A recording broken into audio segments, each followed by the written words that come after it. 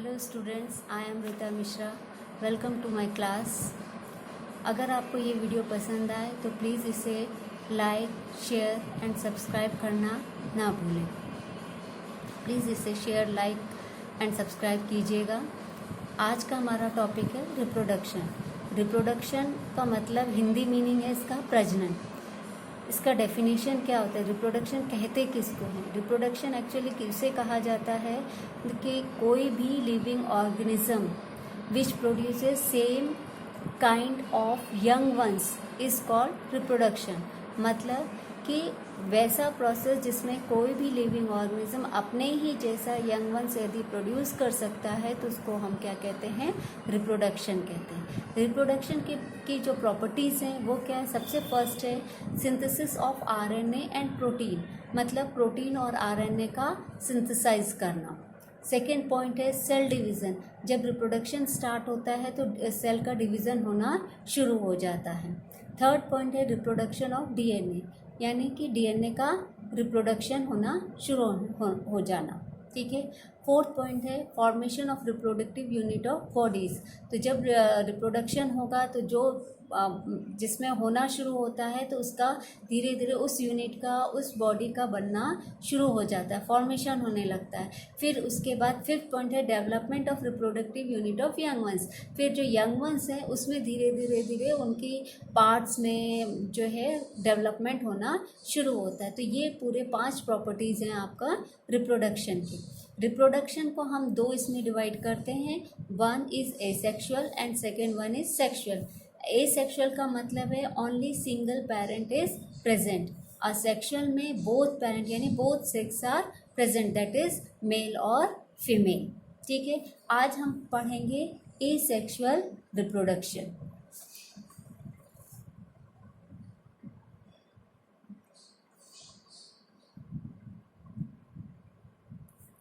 Asexual represents single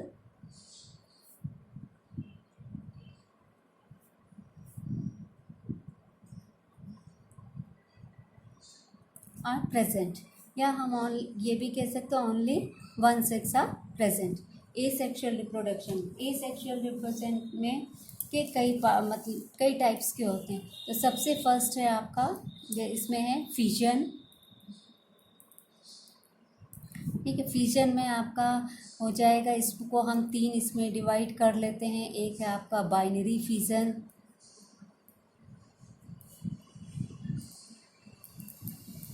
second one is multiple fission,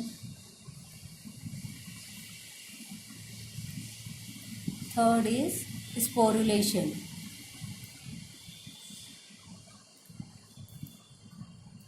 second point हो जाता है आपका बर्डिंग,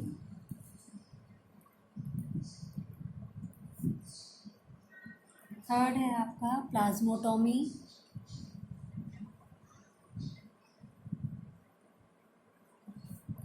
फोर्थ है आपका गैम्यूल फॉर्मेशन,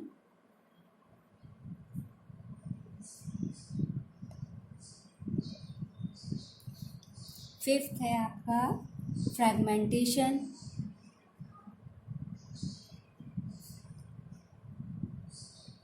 एंड सिक्स्थ है आपका रीजनरेशन।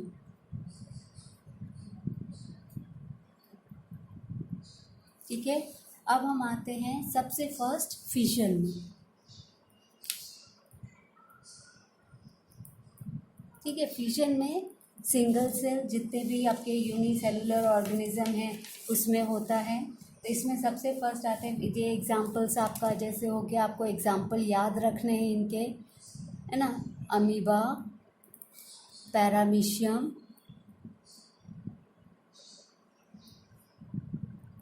तो ऑल आर, ये सब क्या है? ये एग्जांपल हैं इनके। ये सब क्या है? प्रोटोजोन्स हैं। ठीक है। तो फिजन में सबसे फर्स्ट हम आते हैं इसमें बाइनरी फिजन। बाइनरी फिजन का मैं आपको एग्जांपल अमीबा का दे रही हूँ। ठीक है। हम बाइनरी फिजन के का अमीबा जो है जब मैच्योर हो जाता है, यानी मैच्योर अमीबा अगर हम देखें तो ये आपका है एक अमीबा है। ठीक है।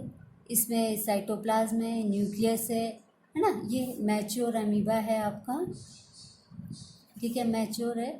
अब सेकेंड स्टेप में क्या होगा कि जब इसमें डिवीज़न के लिए स्टार्ट होता है कि डिवीज़न अब इसमें होना है, तो उस समय क्या होगा, सबसे पहले इसका मतलब ये साइटोप्लाज्म का डिवीज़न होना शुरू हो जाएगा। तो ये आपका जो ये अमीबा है ये 2 पार्ट में डिवाइड होना शुरू हो जाएगा। हम इस तरह से करके ऐसे,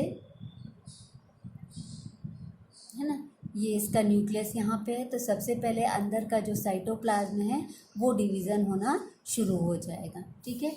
उसके बाद सेकेंड स्टेप में क्या होगा, जो ये न्यूक्लियस है इसका डिवीज़न होने लगेगा।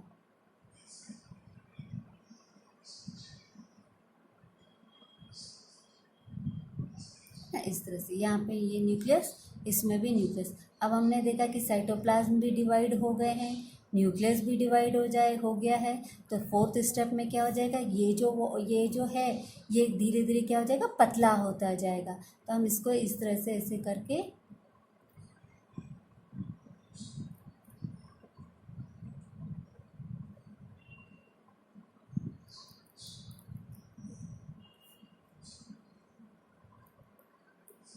है ना, ये इस तरह से हो गया। अब इससे जो है हमको क्या हो जाएगा, 2 अमीबा मिल जाएंगे। ये हमको 2 अमीबा इस तरह से करके,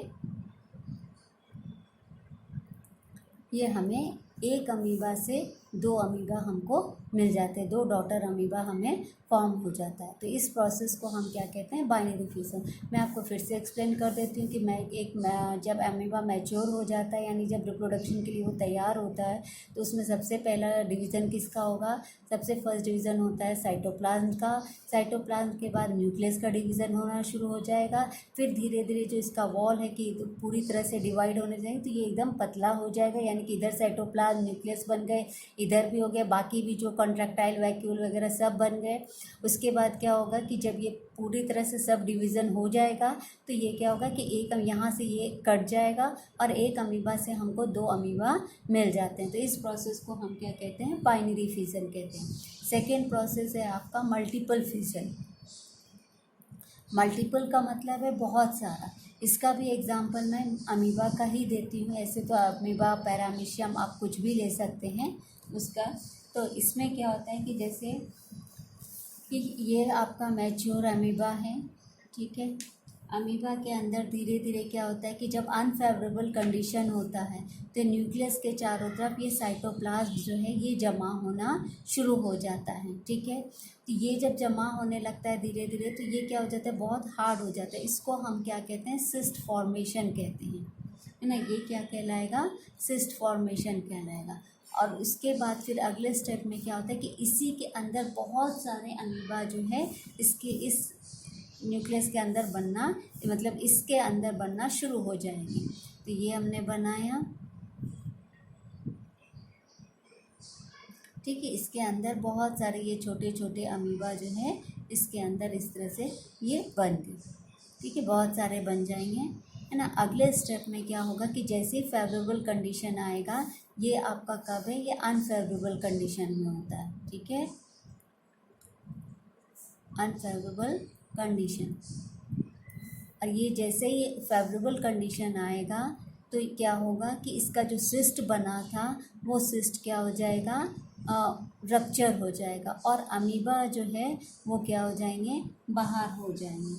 तो ये हम इस तरह से बता सकते हैं कि इसका वॉल जो सिस्ट जो है वो रप्चर हो गया, और ये अमीबा जो है, सब अमीबा ये इस तरह से सब ये छोटे डॉटर्स जो है डॉटर अमीबा ये इस तरह से बाहर हो जाते हैं, और फिर इससे हमको बहुत सारे ये अमीबा जो है वो फॉर्म हो जाएंगे। यानी कि एक सेल से हमें बहुत सारा अमीबा मिल सकता है। तो ये प्रोसेस क्या कहलाता है, मल्टीपल फिशन कहलाता है। थर्ड प्रोसेस है आपका क्या है, स्पोरुलेशन। स्पोरुलेशन हम किसको कहते हैं, फॉर्मेशन ऑफ स्पोर्स। इसका एग्जाम्पल क्या हो जाएगा आपका, प्लाज्मोडियम, ठीक है। अब इसमें क्या होता है कि ये जब अनफेवरेबल कंडीशन है, ठीक है, इसके अंदर इसके अंदर क्या होगा कि न्यूक्लियस और ये साइटोप्लाज्म वगैरह है, ठीक है। अंदर ही सेल के अंदर क्या होंगे, बहुत सारे प्लाज्मोडियम जो है वो स्पोर्स बनना शुरू हो जाएंगे। ये स्पोर्स आपके इसके अंदर ये फॉर्म कर हो जाते हैं। ठीक है, उसके बाद जैसे फेवरेबल कंडीशन आएगा ये जो वॉल है ये रप्चर हो जाएगा और इसमें से सारे स्पोर्स जो हैं वो बाहर हो जाएंगे और इससे हमको बहुत सारे प्लाज्मोडियम फॉर्म हो जाते हैं। ठीक है, तो ये प्रोसेस हो गया आपका स्पोरुलेशन। अब हमारा सेकेंड प्रोसेस है जो हमने था वो क्या है आपका बर्डिंग। ठीक है, बर्डिंग का एग्जाम्पल है आपका हाइड्रा एंड हाइड्रा है, ईस्ट भी है ना, आप कुछ भी ले सकते हैं। अब इसमें क्या बर्डिंग का मतलब क्या, फॉर्मेशन ऑफ बर्ड। तो जो हाइड्रा है उसका हम इस तरह से देख सकते हैं,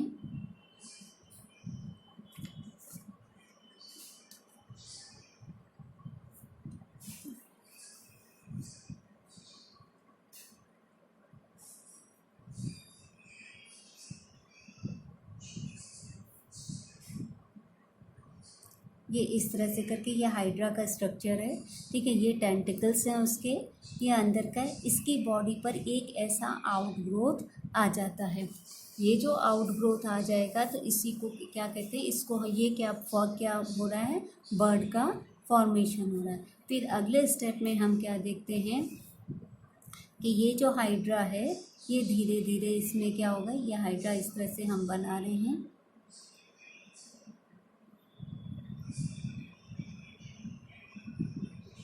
ठीक है, इसमें जो है ये आउटग्रोथ जो है इसका फिर थोड़ा सा बढ़ जाएगा, ये इस तरह से हो जाएगा।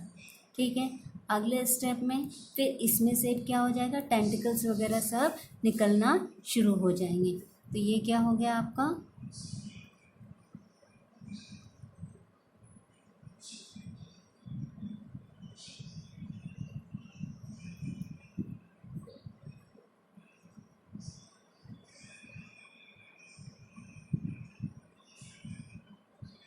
है ना, ये टेंटिकल्स ये हाइड्रा से ये बन गया। अब क्या होगा, जैसे फेवरेबल सब चीज़ हो जाएगा, इसके अंदर का न्यूक्लियर साइटोप्लाज्म वगैरह सब वो डिवाइड हो जाएगा, तो ये क्या होगा, अपने पेरेंट सेल से ये अलग हो जाएगा। तो हमको इस हाइड्रा से हमें क्या मिल गया, दूसरा हाइड्रा जो है वो हमें तैयार मिल जाता है। ये और ये जो यहाँ इसका बर्ड जो है ये निकल गया और इससे हमको ये हाइड्रा जो है ये फॉर्म हो जाता है। तो ये प्रोसेस क्या कहलाएगा, बर्डिंग कहलाएगा, क्योंकि इसमें सबसे पहले क्या हुआ, ये बर्ड का फॉर्मेशन हुआ, फिर इससे धीरे धीरे ये बढ़ता जाएगा, इसमें टेंटिकल्स बन जाएंगे और फिर जैसे ही ये पूरी तरह से तैयार हो जाएगा तो ये अपने पेरेंट्स से ये अलग हो जाएगा। तो उनको एक हाइड्रा से ये 2 हाइड्रा हमें फॉर्म हो जाता है। तो ये प्रोसेस क्या कहलाता है, आपका बर्डिंग कहलाता है। थर्ड है आपका प्लाज्मोटोमी। प्लाज्मोटोमी में क्या होता है,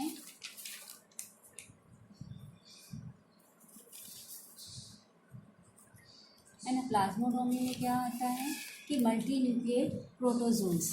ठीक है, प्रोटोजोन्स थर्ड है आपका plasmotomy.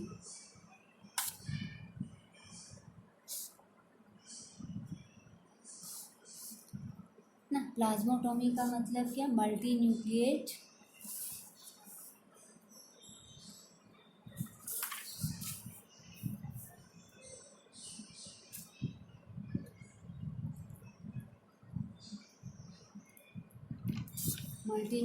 Protozoans.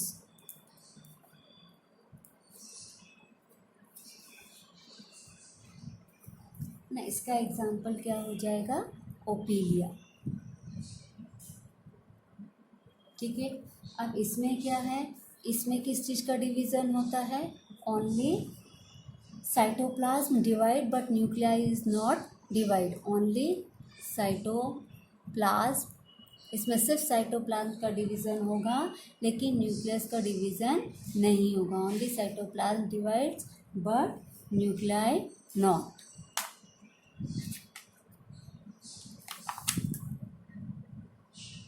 Nuclei do not divide.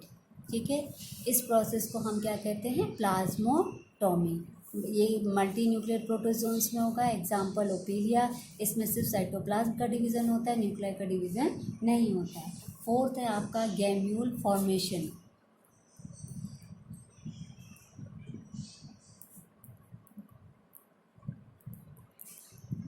ठीक ठीक है। गैम्यूल फॉर्मेशन ये किस में होता है, फ्रेश वाटर प्रोटोजोन्स में होती है, जो कि मतलब वैसे प्रोटोजोन्स जो फ्रेश वाटर में पाए जाते हैं।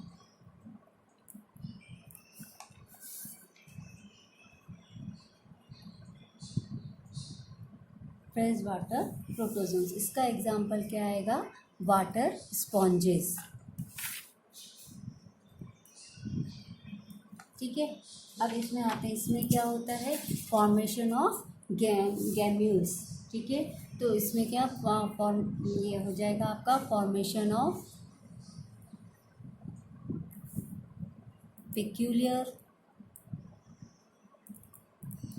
पेक्यूलियर बॉडीज, जिसको हम क्या कहते हैं, गैम्यूल्स, और उससे जो है हमें नए ऑर्गेनिज्म या नए यंग वंस जो है वो हमें फॉर्म हो जाते हैं, ठीक है। उसके बाद हम आते हैं नेक्स्ट, आपका है फिफ्थ पॉइंट आपका है फ्रैगमेंटेशन।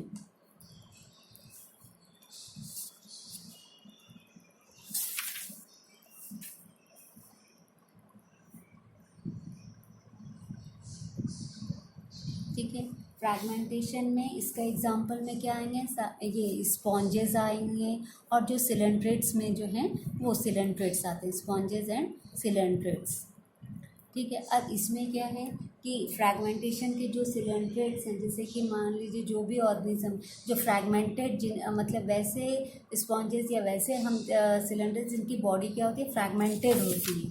फ्रैगमेंटेड बॉडी का मतलब क्या है कि ये इस तरह से ऐसे करके इस तरह से इनकी बॉडी होती है ना, इस तरह से बॉडी होती है। अब ये फ्रैगमेंटेड बॉडी में से ये जो पार्ट है इसको अगर हम अलग कर देते या ये कट जाता है, तो इससे हमें, जैसे इस पार्ट से ये अगर कट गया तो इस पार्ट से हमें नया यंग वंस जो है ये आगे बढ़ करके, यही पार्ट आगे बढ़ करके हमें नया यंग वंस जो है इससे हमें मिल जाता है। एग्जाम्पल आप स्पायरोगैरा भी कर सकते हैं, क्योंकि स्पायरोगैरा की बॉडी जो है इसी तरह से होती है, ठीक है। तो ये प्रोसेस क्या कहलाएगा, आपका फ्रैगमेंटेशन कहलाता है, ठीक। उसके बाद हम आते हैं, सिक्स्थ पॉइंट है आपका रीजनरेशन। रीजनरेशन का मतलब है कि बॉडी को रीजनरेट करना, किसी भी पार्ट से रीजनरेट करके नया बॉडी जो है वो तैयार हो जाता है। इसमें आता है आपका हाइड्रा, स्टारफिश, है ना, ये सब इसके एग्जाम्पल आते हैं। तो हाइड्रा में आप क्या देखते हैं, जैसे हाइड्रा अभी अपन ने स्ट्रक्चर इसका ये इस तरह से बनाते हैं,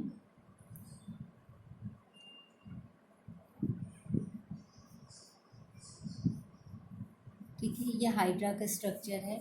अगर इसका बॉडी यहाँ से कट जाता है, ठीक है, तो ये वाला जो पोर्शन है, ये ऊपर वाला जो पोर्शन है, इससे नीचे वाला बॉडी तैयार हो जाएगा और नीचे वाले से ऊपर वाला बॉडी तैयार हो जाएगा। तो इससे हमें नया हाइड्रा फॉर्म हो जाता है। जैसे ये ऊपर वाला अगर हम लेते हैं तो ये क्या हो जाएगा, ऊपर वाले से धीरे धीरे करके ये इसका टेंटिकल से ये अपने आप ये इस तरह से ये अपने आप नीचे से धीरे बढ़ेगा और बढ़ करके इस तरह से सबस्ट्रेटम और ये हाइड्रा कंप्लीट हो जाएगा। और जो ये वाला पार्ट अगर हम देखते हैं तो इस पार्ट से जो है ये अपने आप जो है इसका बॉडी जो है फिर धीरे धीरे करके यहाँ से टेंटिकल्स वगैरह निकल के और ये बॉडी जो है ये तैयार कर लेता है। तो इसको हम क्या कहते हैं, रीजनरेशन कहते हैं। उसी तरह से स्टारफिश में भी होता है कि अगर उसका एक आर्म कट जाता है तो आर्म उसका वापस आ जाता है, या उसके एक पार्ट से भी हम नया जो है रीजनरेट हो जाता है। जैसे एग्जांपल आपने लिजार्ड का भी दे सकते हो कि लिजार्ड की पूंछ कट जाती है, वापस से पूंछ आ जाती है, तो that is called as regeneration. Seventh point है आपका है ना, सॉरी 6 ही पॉइंट थी, है ना। तो ये हो गया आपका रीजनरेशन। उसके बाद हम आते हैं कि इस रिप्रोडक्शन से के कुछ एडवांटेजेस भी हैं, डिसएडवांटेजेस भी हैं। तो सबसे फर्स्ट हम आते हैं एडवांटेजेस की। इस के एडवांटेजेस, ठीक है, किसके क्या एडवांटेजेस हैं। इसके एडवांटेजेस ये हैं, सबसे पहला कि इसमें कौन से प्रोसेस के थ्रू होती है, माइटोसिस, आपने माइटोटिक डिवीज़न और ये आपने सुना ही होगा, ठीक है, माइटोसिस से होता है। सेकेंड एडवांटेज ये क्या है कि इसमें सिंगल पेरेंट की ज़रूरत होती है, डबल पेरेंट हमको नहीं चाहिए, दो इसी सिंगल सेल का ही जो नेसेसरी है इसमें, है ना, तो सिंगल पेरेंट। थर्ड एडवांटेजेस हमको इसका ये है कि इसमें हमको एक से बहुत सारे यंग वंस हमें मिल जाते हैं, तो large number of young ones produce, large number of young ones इससे हमें मिलता है। और फोर्थ इसका प्रॉपर्टी क्या है, डिस्पर्शन।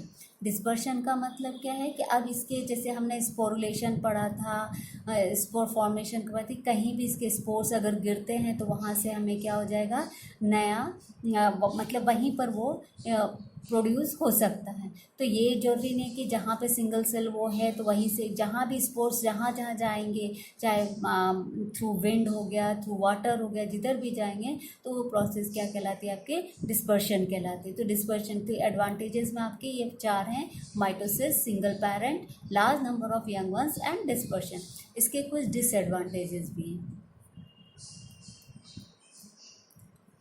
डिसएडवांटेजेस इसके ये क्या है, सबसे पहले फर्स्ट क्या है कि इसमें जेनेटिक रिकॉम्बिनेशन नहीं होता है। जेनेटिक रिकॉम्बिनेशन, जेनेटिक रिकॉम्बिनेशन का मतलब क्या है कि हम पढ़ रहे हैं कि asexual reproduction only single cells are present, यानी सिंगल सेक्स आर प्रेजेंट। तो इसलिए इसमें हमको जेनेटिक का पता नहीं चलेगा कि इसका जीन्स क्या था, किससे बना, क्या है, ये हमें पता नहीं चलेगा। और दूसरा है कि ये जो इसमें जो रिप्रोडक्शन होता है ये किसके थ्रू होता है, अकॉर्डिंग टू देयर इन्वायरमेंट। अगर इन्वायरमेंट इनके अकॉर्डिंग फेवरेबल रहेगा तभी इनमें रिप्रोडक्शन होगा, अगर इन्वायरमेंट इनके फेवरेबल नहीं रहेगा तो इसमें रिप्रोडक्शन नहीं होगा। ठीक है, अगर आपको ये वीडियो पसंद आया तो प्लीज़ इसे लाइक, शेयर और सब्सक्राइब ज़रूर कीजिएगा। और अगर आपको इसमें कोई भी क्वेरीज़ हो तो आप अपने क्वेरीज़ जो हैं कमेंट बॉक्स में लिख देंगे, तो अगले वीडियो में मैं आपको इसका रिप्लाई दूँगी। Thank you.